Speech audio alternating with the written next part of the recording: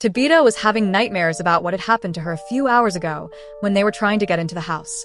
Waking up in a cold sweat, Jim calmed her down, when suddenly a scream was heard from somewhere. Donna rushed into the room where a bed stood with Jade tied to it. She immediately told him to keep his mouth shut because people were sleeping. He began to protest, demanding they remove his handcuffs, and who is she anyway? After Donna told him what was really going on here, Jade repeated, "So I can't leave because every night these monsters come out that killed my friend Toby." After a brief pause, he started laughing and said that, "Guys, if you're hired actors, you did a really good job pulling this off." It seemed Toby had paid a lot of money for the whole show.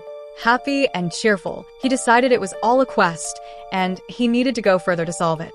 Ellis offered to keep an eye on him, but Donna explained to just let him walk around town. Meanwhile, Sheriff Boyd woke up with the awareness of what choice he would have to make today.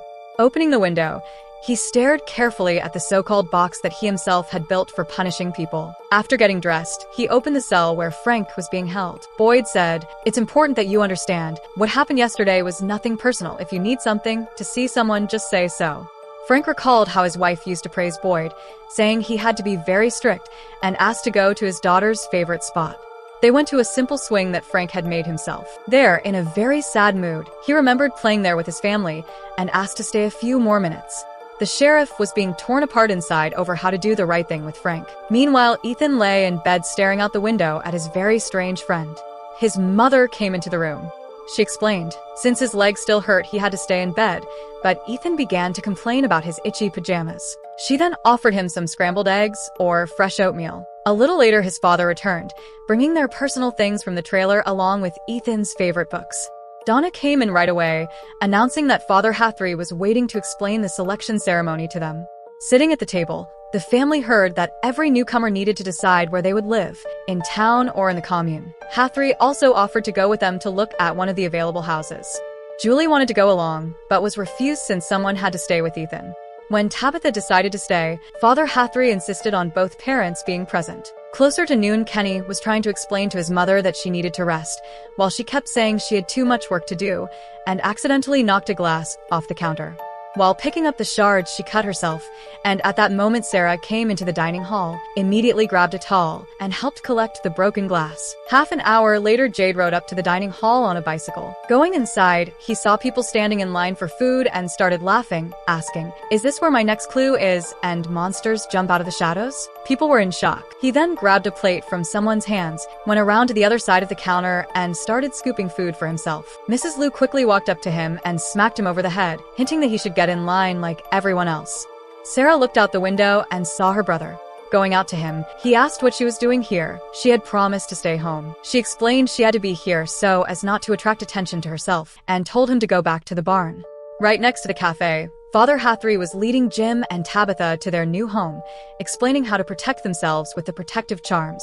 He also explained that people lived here a normal life, as if sitting on a powder keg, but you get used to it since there is essentially no choice. Things will settle down.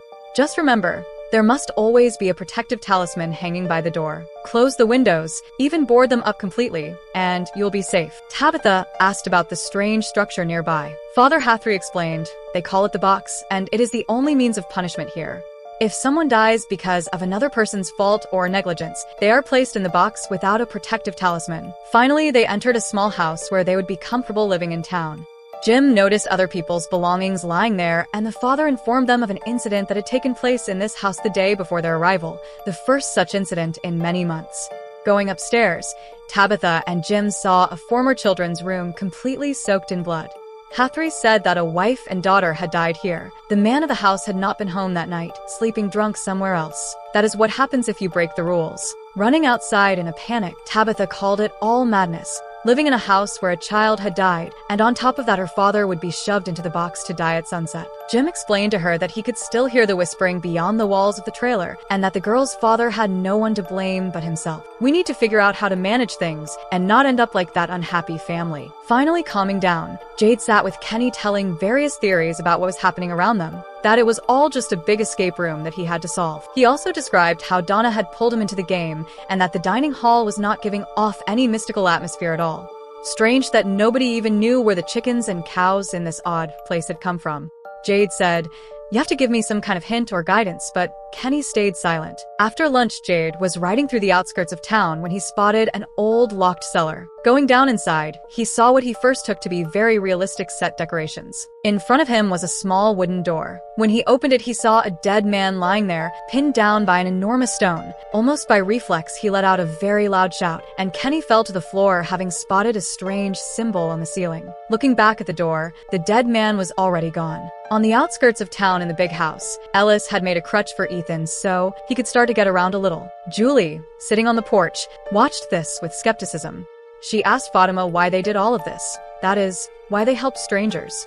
Fatima simply answered, they were very kind and loved doing it. Just around the corner of the house, Victor, holding a hand-drawn map, was counting his steps toward the nearby trees. At that moment, Ethan started asking him questions about what he was looking for and what it all meant. Victor began to protest. First of all, he was not looking, he was checking, and second of all, if anyone saw the boy near him, he would get punished. Then Ethan asked whether he had seen a boy walking nearby, since they were friends. Victor was very interested in this and explained that he was checking whether the trees had shifted. Julie ran out of the house. She started yelling about what the hell her brother was doing talking to this strange man and ordered him to go back inside. Afternoon, Sheriff Boyd was sitting in the old church when Father Hathry spotted him. Boyd said, I can't do it. I cannot do this to Frank. I can't put him in that damned box.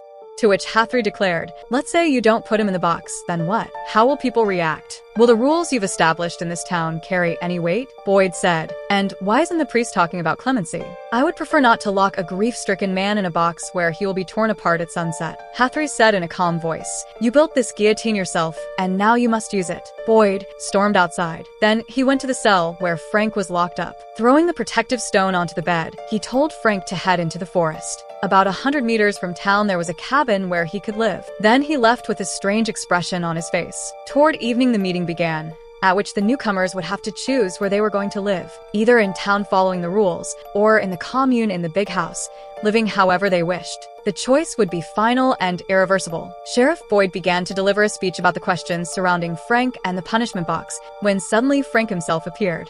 He continued, you know what I was thinking about sitting in a cage these past few days, about Christmas. I was a good father, not perfect the way I am now, but still. That Christmas, Megan and I gave our daughter a dollhouse that she absolutely loved. And I let those terrible monsters from the forest get into my head, which led to the loss of my wife and daughter.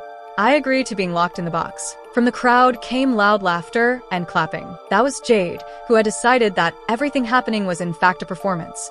The sheriff, unable to take any more of it, grabbed Jade and ordered him to quickly choose where he would live. The choice was town. He then pulled him aside and told Kenny to take him far away from there. Then, without wasting time, he went around offering the newcomers the same question. Jim said he wanted to live in town. Tabitha said she also wanted to live in town. Ethan would stay with his parents as well, but Julie chose to live in the commune. A quarrel broke out. The mother could not understand why her daughter was doing any of this. Donna insisted that the choice was irreversible until Sheriff Boyd made everyone quiet. He explained to Tabitha that his son would look after Julie, and now everyone could go home. Kenny took Jade to the cemetery, to a grave not yet filled in. There he explained that no one wanted to be cruel to him and uncovered the face of the body lying in the ground. It turned out to be his best friend Toby. At first, Jade did not believe it, but then doubts began to creep into his mind that what was happening around him was not a quest. Almost at nightfall, Sheriff Boyd opened the box, into which Frank stepped. He said, I am ready, and the door closed behind him. People began to disperse to their homes, understanding that something terrible was about to happen. In the big house, celebrations began over the new member of their so-called family. They were congratulating Julie on her choice.